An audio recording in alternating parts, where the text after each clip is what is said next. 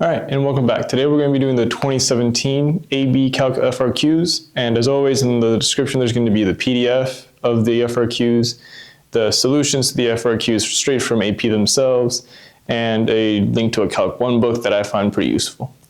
All right, now this first question gives us this chart which measures the height of a water tank and then the area at that height, all right, in feet and feet squared respectively. All right.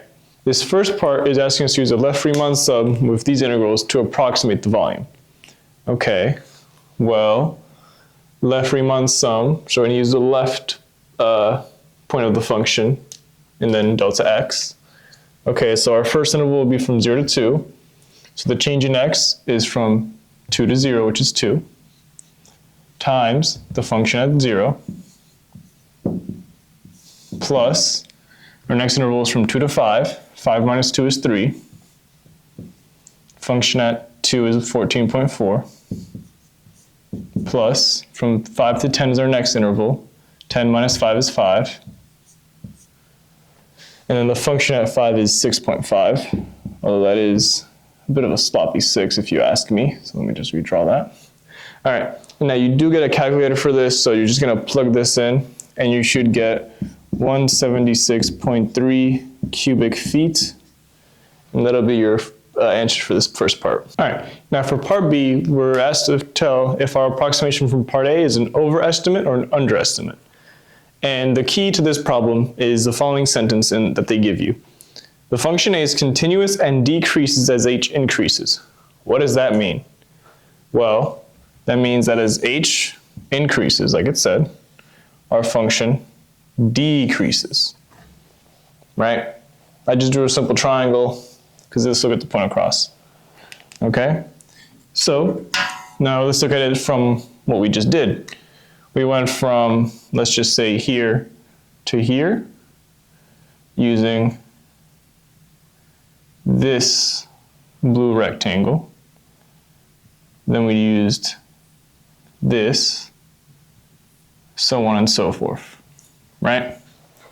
Okay, well, the red, the actual integral, is this, right? However, we included a bit more than we should have because we were using a left Riemann sum, right? So that tells us that our answer from part A is an overestimate. The way you would explain something like this for your grader is just saying that it's an overestimate since A of h is decreasing. And I'm sure a picture would only help your explanation, so don't be afraid to include it. All right, now for part C, we're told that f of h, which is this function here, models the height of the horizontal cross-section, and we just want to find the volume. Okay, well, to go from area to volume, we have to integrate. So what we're going to do is we're going to integrate this, right? So we're going to have the integral from 0 to, okay, how far are we going though? Well, the chart only goes up to 10, so we're going to go to 10. F of h dh, right? And you're going to plug this into your calculator. Do not even bother trying to do this by hand, but you should get 101.325 cubic feet. And that's it for this part. Now for this last FRQ, we're told that when the height is 5 feet, the height is increasing at a rate of 0.26 feet per minute. So the change in height with respect to time at h equals 5 is 0.26 feet per minute. And then we are asked to find, using our model from part C, which is just saying use f of h, the rate at which the volume changes with respect to time at h equals 5. So when h equals 5, dh dt equals 0.26, and we want dv dt. Okay, well, we have a function of height. What does this function represent? Represents the area. Okay, how do we go from volume to area? We differentiate, right? So that means dv dh equals f of h. Okay, but we want dv dt, so we then multiply by dh dt. All right, so now we know what this value is. This is just 0.26, right? Well, we have f of h. Now we just have to plug in h equals 5. So dv dt at h equals 5 is 0.26 times f of 5. You plug this into your calculator, and you should get 1.694 cubic feet per minute. Please include your units. They do tell you to do that, and it's the worst way to lose points. But that is the end of this first FRQ. Now for the second FRQ, we're given two functions, f and g of t, and these model how many pounds of bananas are taken per hour and how many pounds of bananas are added per hour to a display table. All right, so they're both rates, just keep that in mind. The first question is asking us how many total pounds of bananas are removed from the display table during the first 2 hours the store is open. Okay, well, we want the amount taken, removed, so we're going to use f, right? Something to do with f of t. And we want it from 0 to the total amount that has been removed from 0 to 2. So that means we're going to integrate, because we want some total, from 0 to 2, f of t dt. And again, just plug this into your calculator. You should get about 20.051. Okay, and now you just have to explain what this number means. A short sentence along the lines of the first 2 hours see 20.051 pounds of bananas removed should get you a full points. Fairly simple, so don't get lazy and lose points because of your laziness. Now for part B, we're just asked to find f prime of 7 and then interpret what it means using the units, which is fairly straightforward. So once again, the math you're actually doing here is just plugging this into the calculator. You should get negative 8.120 or around there, right? So we now have the value of f prime of 7. What does this mean? Well, f of t is the amount of bananas that are taken. So this is the rate at which the rate of bananas taken is decreasing. So a sentence saying, something along the lines of f prime of 7 equals negative 8.120 pounds per hour squared of bananas removed, taken, whatever, right? That should get you full marks because again, f of t is the pounds per hour that are taken.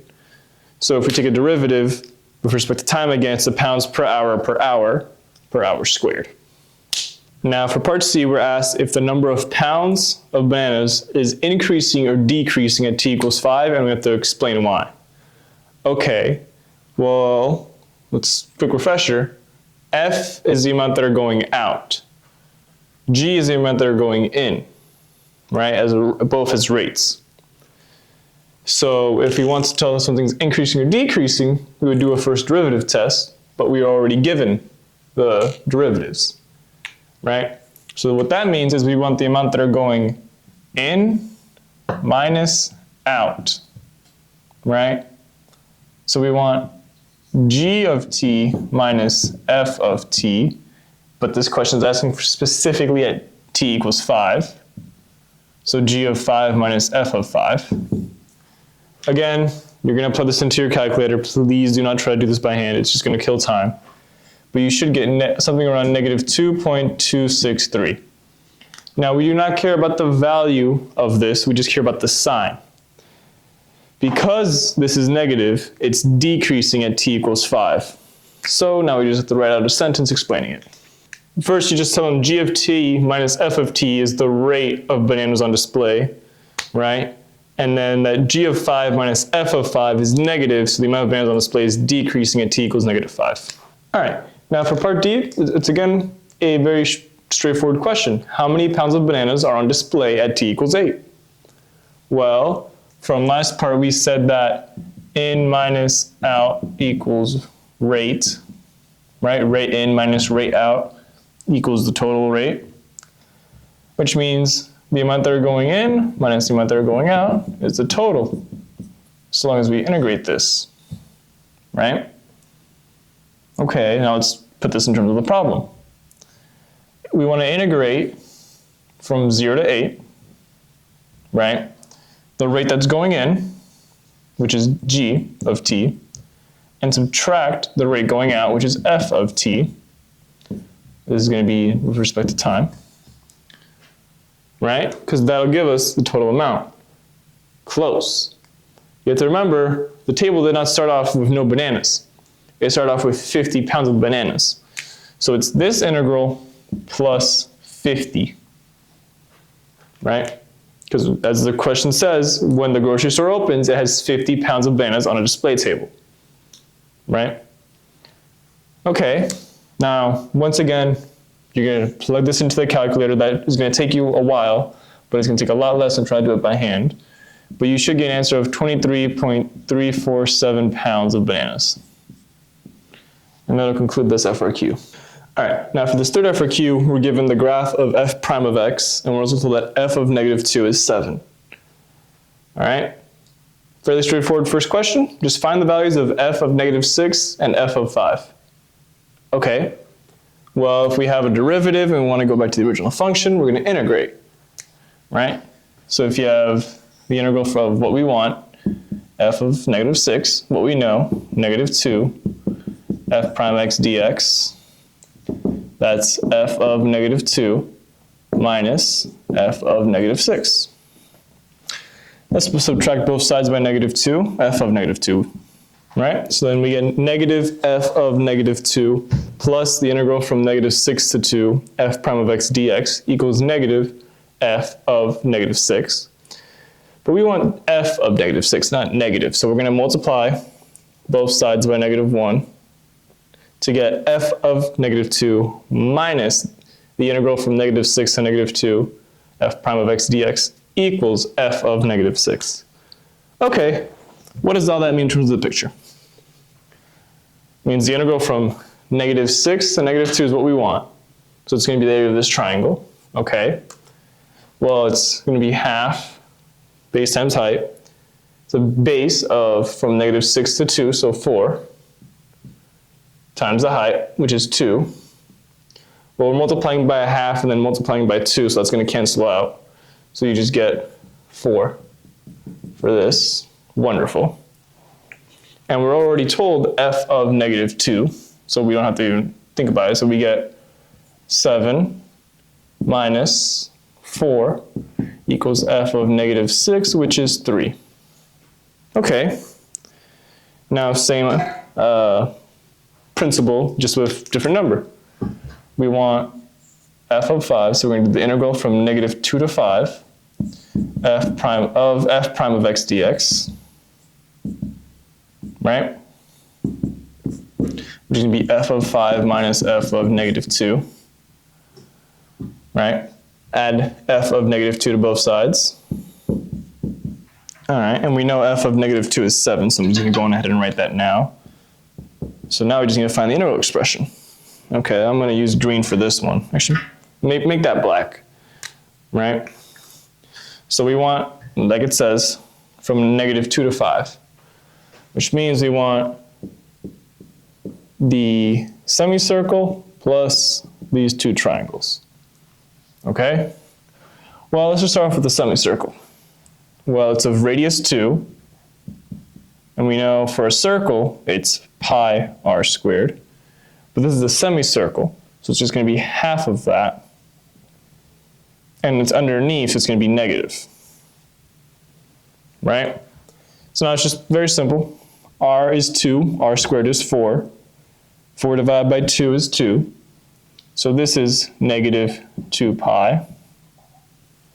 Okay. Now let's deal with these triangles. We're going to split it up into two triangles right here at 3, 2. Okay. This first triangle on the left is base 1, height 2. So it's going to be a half times 2 times 1, which is just going to be 1. This one on the right, again, height 2 times a half times base 2. So it's going to be 2. All right. So now let's add this all up together to get 2 plus 1, 3, plus negative 2 pi is just minus 2 pi. Right? So we get that the integral from negative 2 to 5 f prime of x dx is 3 minus 2 pi. So then plugging that back to this equation over here, we get 7 plus what we just said, and that's f of 5. 7 plus 3 is 10, and then you leave the 2 pi there because it's irrational, it'll just keep going forever. This still gets the point across. So we get that f of 5 is 10 minus 2 pi, and f of negative 6 is 3. All right, now for part B, again, fairly straightforward question. On what intervals is f increasing, and to justify your answer? Well, increasing, that sounds like the first derivative. Okay, what does that mean? If it's increasing, first derivative is positive. And would you look at that? We had the graph of the first derivative. So now we just got to figure out where it's positive. Okay, well, it's negative from negative 2 to 2. Everywhere else it's positive, which means that from negative 6 to negative 2, and then from 2 to 5, it's positive, right? So those are our intervals. And as for your explanation as to why that is, it's because f prime of x is greater than 0 on those intervals. All right, now part C, it seems simple, and it is, it's just a bit more work. We're just asked to find the absolute minimum value of f on the interval negative 6 to 5. Okay, let's make a chart to keep track of this, because we need to first find out all the critical points and the endpoints, right? So we're going to have x and f of x. Okay? Well, we know what our endpoints are, negative 6 and 5, so I am just going to plug those in. But okay, where is f prime of x equal to 0? At negative 2 and 2. So right, we want to find f of negative 6, f of negative 2, f of 2, and f of 5. Okay, but think back to part A. We found f of negative 6 to be equal to 3, and f of 5 to be 10 minus 2 pi. And they gave us f of negative 2, that's 7. Okay. So just by a little bit of thinking and remembering what we've already been given and found, we already have almost the whole chart filled out. Awesome. Okay. So we just got to find f of 2. It's the same process as question part A. Integral from, let's just say, negative 2 to 2, right? Or sorry. Yeah, negative 2 to 2. F prime of x dx is just f of 2 minus f of negative 2. So it's going to be f of negative 2 plus the integral from negative 2 to 2 f prime of x dx to find f of 2. This is 7, and we said that the area from negative 2 to 2, which is a semicircle, is negative 2 pi, which means f of 2 is 7 minus 2 pi. Okay, we fill out the chart, but now what? Well, we gotta find the lowest value. Okay, well, let's think. This can't be 7 because 7 is greater than 3, right? Well, it's 7 minus 2 pi.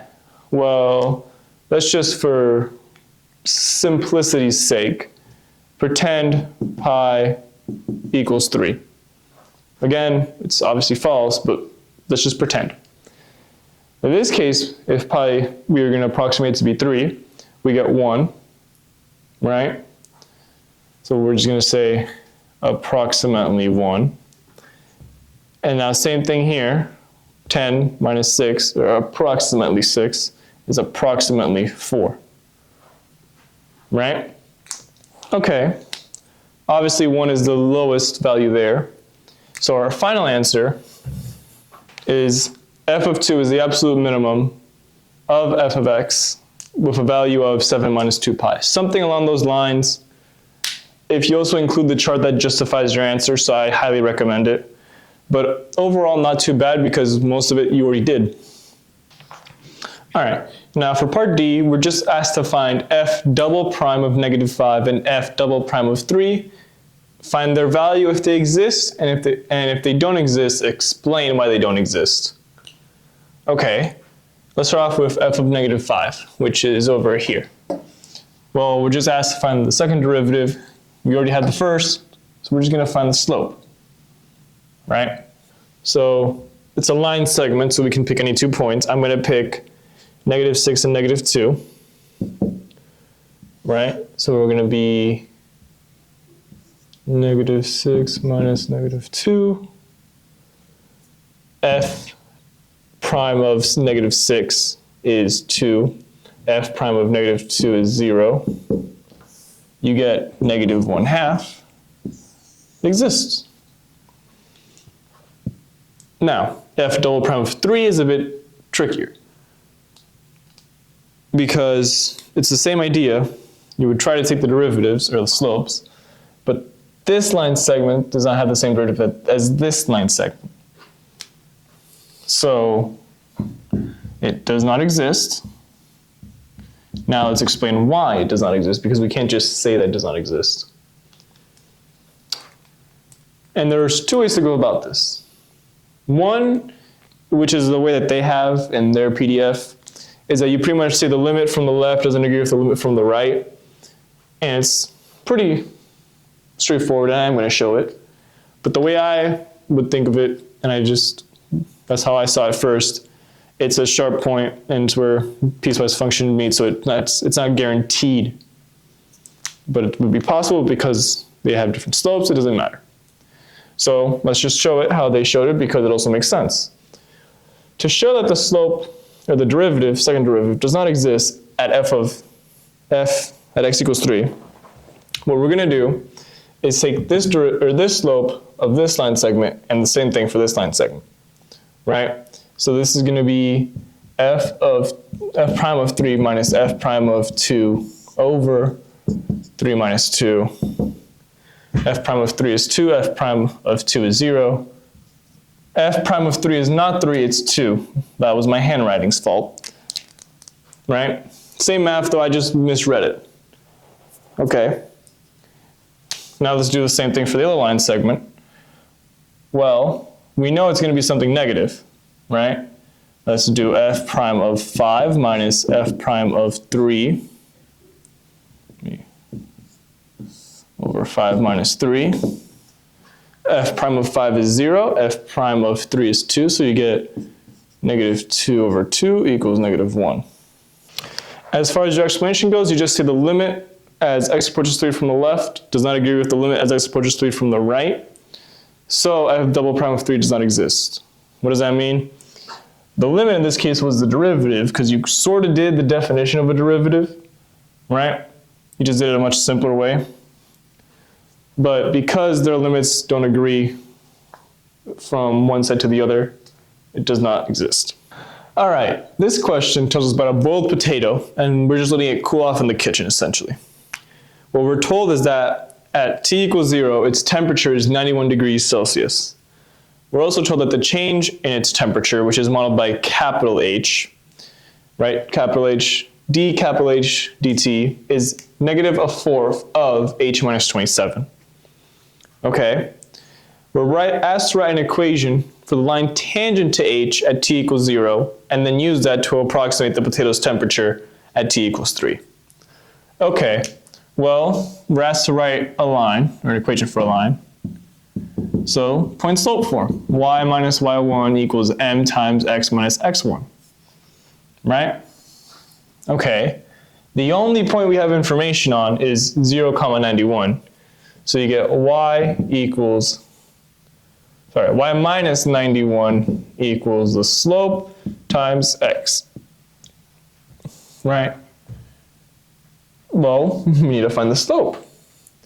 Okay, we can get that from the derivative, right? So you plug in h of 0, because we want it at 0, right? So that's going to be 91, so you get -91 minus 27 over 4. Now you do have to do this by hand, but you should get -16, right? So we move the 91 over, we plug in -16 for the slope, and this is our tangent line approximation at t equals 0. Right? I should probably use t instead of x, but it's the same idea still. Okay, now we want to approximate it at t equals 3. Okay, so you get y equals negative 16 times 3 plus 91. Negative 48 is negative 16 times 3 plus 91. Yes, you have to do this. You can't just, plug it into a calculator because you do not have a calculator for this. So yeah, once you do this math, you should get 43 degrees Celsius. Now for part B, we're told to use the second derivative to determine whether our answer from part A overestimates or underestimates the internal temperature of the potato at time equals 3. Okay, well, we need to find the second derivative, right? Let's just differentiate this, because this can be written as negative 1/4 h plus 27 over 4. We're going to take the derivative of this with respect to time to get negative 1/4 dh dt. That's our second derivative. Okay, well, we can substitute this back in to get negative 1/4 times negative 1/4 is a 16th of h minus 27. Okay, now to determine if we overestimated or underestimated, we need to know the concavity, right? So right now, it's looking like it's going to be positive unless h is less than 27. But the problem says that the internal temperature of the potato is greater than 27 degrees for all times t is greater than 0, which means that the second derivative is always positive. Okay, what does that tell us? That tells us that our function is going to look something like this, concave up, right? And our tangent line had a negative slope, which means it's going to look something like that, right? Well, we approximated at, I should probably redraw this so it looks clearer. We approximated at this point here, and then we use it to guess at this point here. As the picture shows, we're clearly underestimating, which means that our answer was an underestimate. Now, some simple picture like this makes day and night difference in understanding this topic, because if you're looking at it algebraically, it's just like confusing at times, but like seeing that, hey, we were somewhat accurate here, but then because it's concave up and we kept going down, we underestimated. That helps millions. All right, now for part D, we're told that this other model, dg dt, given by this expression in that g of 0 is 91, same thing as h. And we're just asked to first find an expression for g of t, and then based on this model, find the internal temperature at t equals 3. Okay, well, it's a differential equation, which means we're going to have to do separation of variables. All right, we're going to multiply by dt and divide by this to get dg divided by g minus 27, quantity to the 2/3, is equal to negative dt. Okay, now we're going to integrate, right?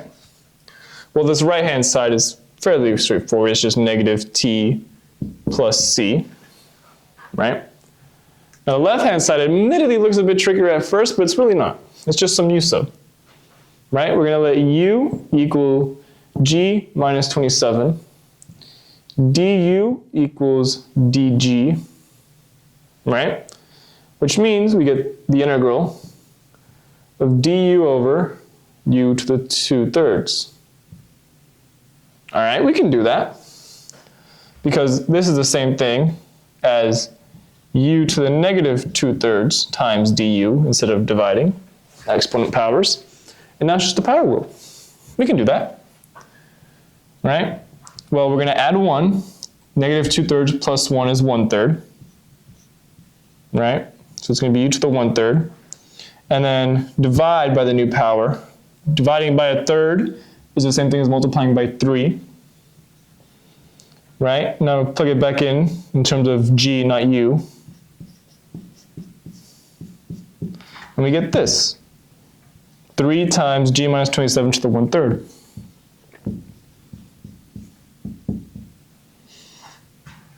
Okay, Now it's no longer a differential equation, but it's also not an expression because we need to solve for c. And to do that, we're going to use g of 0 equals 91, right? So we're going to plug in 0 for t and 91 for g to get 3 times 91 minus 27 to the 1/3 equals c. Okay. Well, now what? All right. 91 minus 27. I'm doing it with you. I'm not a math god. I'm just average, okay? So sometimes you do have to bust out some simple subtraction, right? 64? Yeah. You do this, you should get 64, which gives us 3 times the cube root of 64. Okay. 4 times 4 is 16, times 4 again is 64, right? So this, and it's going to be positive because it's a cube root. So we get c is equal to 12. Okay? Awesome. Now we're going to bring it over back to this equation.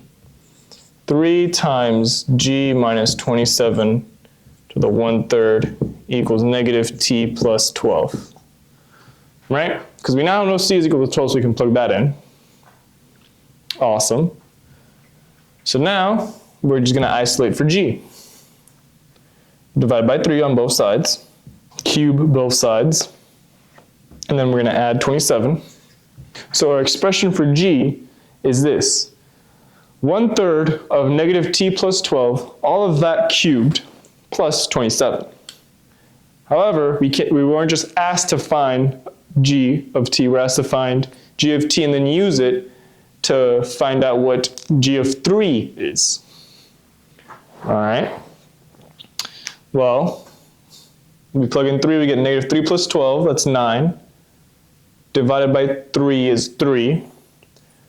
Then cubed is 27. Then we add 27 again, and we get 54. So g of 3 is 54. And that's it for this FRQ. All right, for this fifth FRQ, we're told that there's two particles, P and Q respectively, and they're moving along this axis. We are given the position of P as a function and the velocity of Q as a function. All right, so this first question is fairly straightforward. Between time equals 0 to 8, when is particle P moving to the left? Okay, well, if we want particle P to be moving to the left, its velocity, in this case, has to be negative. So that means we need to first find the velocity and then figure out where it's negative. So we're going to differentiate this. Well, it's a natural log, so first we're going to divide by what we have on the inside. And then the derivative of the inside. And this is the velocity of P. Okay. So now we just need to figure out where this is going to be positive, where this is going to be negative, and all that. So we're going to draw our line, right? Okay. Well, it's from 0 to 8. So we know we're going to start at 0 and at 8. And it's going to switch it's probably going to switch somewhere. But where do we find out where it switches? Well, that's when it equals 0, most likely. So we're going to look for where this equals 0. So we're going to set the top equal to 0, because if we set the bottom equal to 0, we divide by 0, and that's not really fun because that spills your guts out. So we set 2t minus 2 equal to 0. And yeah, it's fairly straightforward. If t equals 1, Vp of t equals 0. Okay. So now, we just got to figure out where it's positive and where it's negative. Okay, let's plug in t equals 2, right? So Vp of 2 is 2 times 2, is 4, minus 2 is 2, over 2 squared is 4, minus 2 times 2 is 0, plus 10. So that's positive. Awesome. Now let's plug in a half. 2 times a half is 1, minus 2 is minus 1. And then a half squared minus 1 plus 10 is some positive number. So this ends up being negative. We don't really care about the value. Okay? We just cared about the sign. Okay, so this shows that from 0 to 1, its velocity is negative, and from 1 to 8, its velocity is positive. As always, if we're looking at velocity, the left moves, means if it's negative, we're moving to the left. If it's positive, we're moving to the right. And we want where it's moving to the left. So from t is greater than 0, less than or equal to 1, is when particle P is moving to the left. And that's it for this first part of this FRQ. All right, and now part B is just asking us, in that same time interval, 0 to 8, find all the times when the two particles are moving in the same direction. Okay, well, what does that mean? We need the signs of the velocity to agree. All right, so once again, we're going to use the same map, 0 to 8. I'm using the color blue to denote V of VQ, particle Q, color red to denote particle P. So we're just going to set this equal to 0. Okay. Now obviously it's a polynomial, it's quadratic, you can factor this, right? So it has to add up to 15, multiply to 15 and add up to 8, and then 15, 3 and 5, that's what we got. It's going to be negative 3, negative 5, so t minus 3, t minus 5. So if t equals 3 or t equals 5, VQ of t equals 0. So now, again, we have to plug in chug and figure out where it's positive, where it's negative. All right, let t equal 1. We get 1 squared minus 8 plus 15. That's positive. All right. Let's let t equal 4. We get 4 squared 16 minus 8 times 4 is 24 plus 15. Sorry, 8 times 4 is 32. Whoopsies. All right. Well, 16 plus 15 is 31, so this is negative 1. All right. Please, as always, double check your arithmetic because it can screw you over like it almost just did to me. Okay. Now let's plug in 6. We're going to get 6 squared is 36 minus 8 times 6, that is 48, plus 15. 15 plus 36 is greater than 48, which means that it's also going to be positive. Okay, so now we have our maps, and now we got to figure out where they're the same. Well, this really just means where is particle Q positive when it's greater than 1, because particle P is only positive greater than 1. Okay, so in terms of where they have common ground, it's between 1 and 3. And then it's negative for a bit, but then it's positive, so then it's from 5 to 8. So the interval 1 to 3 and 5 to 8 are where both particles are going in the same direction. All right, and now for part C, we're asked to find the acceleration of particle Q at time equals 2, and then figure out if the speed is increasing, decreasing, or neither at t equals 2. Okay, well, we're going to have to take the derivative of the velocity, so a of q of t is equal to vq prime of t, which is 2t minus 8. And we're asked that time equals 2, so we're just going to plug in 2 to get aq of 2 equals negative 4. Okay. And now from part B, we have this map of q's velocity when it's positive and negative. And at t equals 2, it's positive.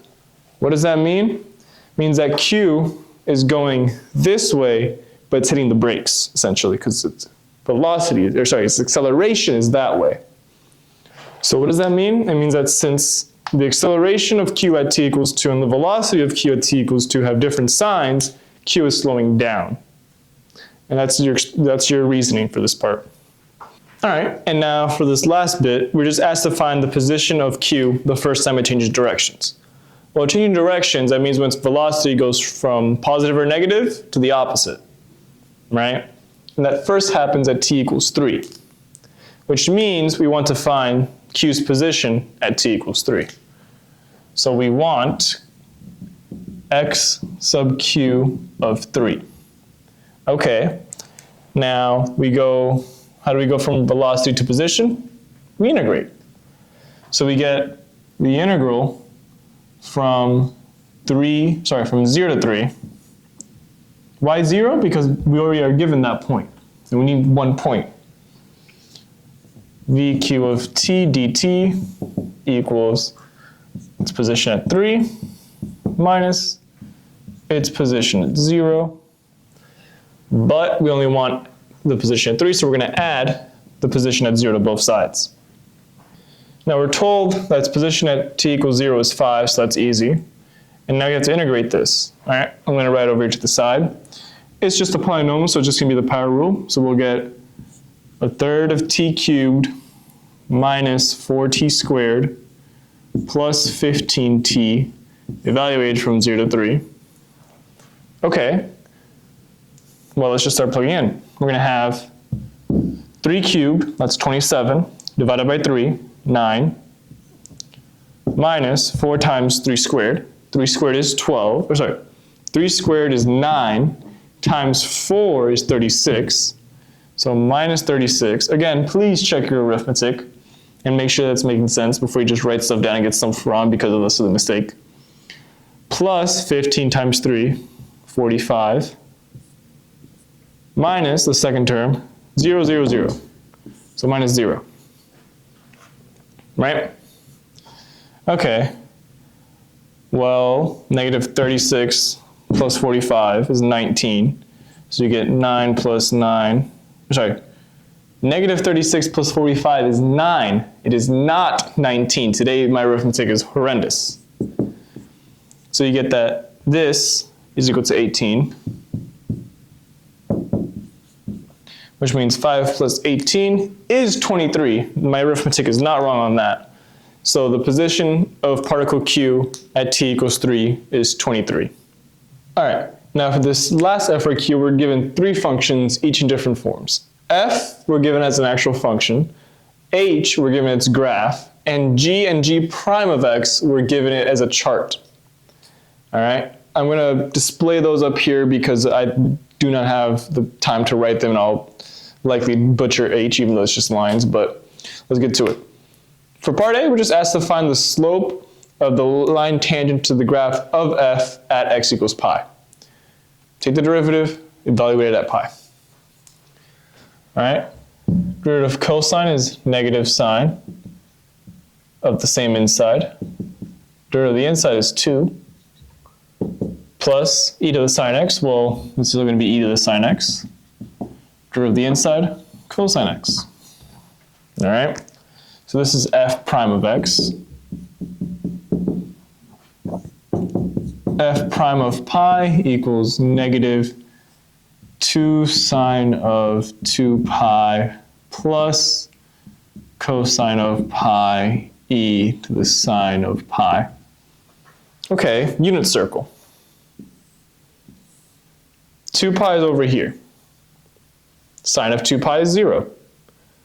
So you get 0 plus cosine of pi, pi is over here. Cosine is negative 1.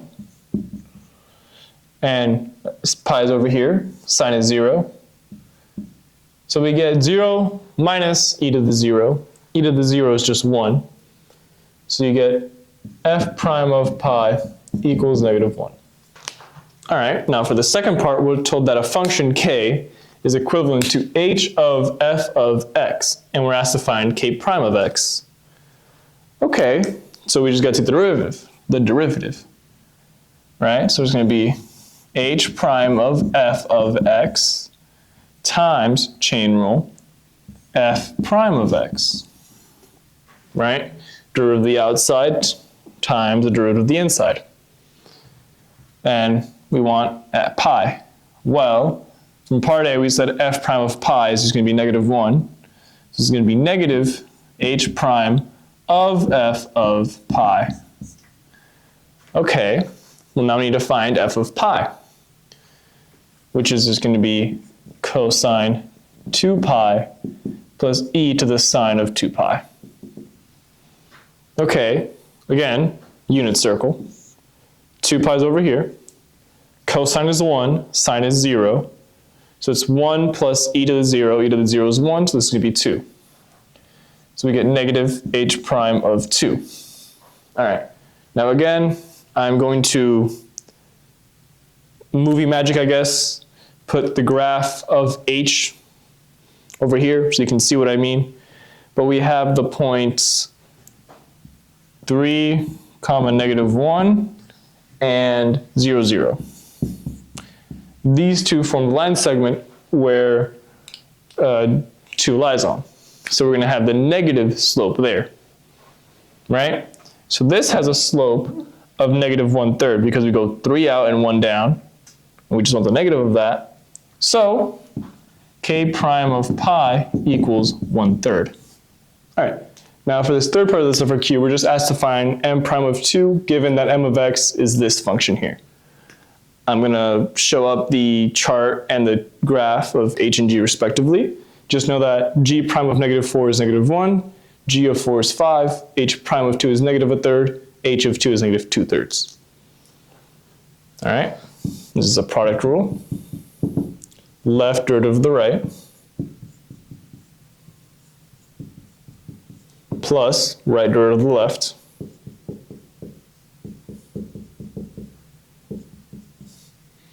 all right, now let's just plug and chug. H prime of 2 is negative 1/3. G of negative 4 is 5. H of 2 is negative 2/3. G prime of negative 4 is negative 1. Well, we can just cancel out that negative sign there. And once you do this math, this is a 2 here, you should get negative 3 as your final answer. All right, now for part D, we're just asked if there's some number on the interval from negative 5 to negative 3 where g prime of c is negative 4, and justify why. This is just going to be the mean value theorem, right? So g of negative 5 minus, g of negative 3 minus g of negative 5 over negative 3 minus negative 5. Okay. Chart, but those values are 10 and 2 respectively, right? You get 2 minus 10 over negative 3 minus negative 5 is negative 3 plus 5, so 2, which gets you negative 4, right? That's what we want. So, since the 2-point slope equals negative 4, by the mean value theorem, there exists some point c such that g prime of c equals negative 4. And that's how you would justify your answer for this last FRQ. Now, as always, if you found this helpful, maybe consider leaving a like. If that was really helpful, maybe subscribe. If I could improve in some way, leave a comment down below. I'll get to it and figure it out. And if not, thank you for watching.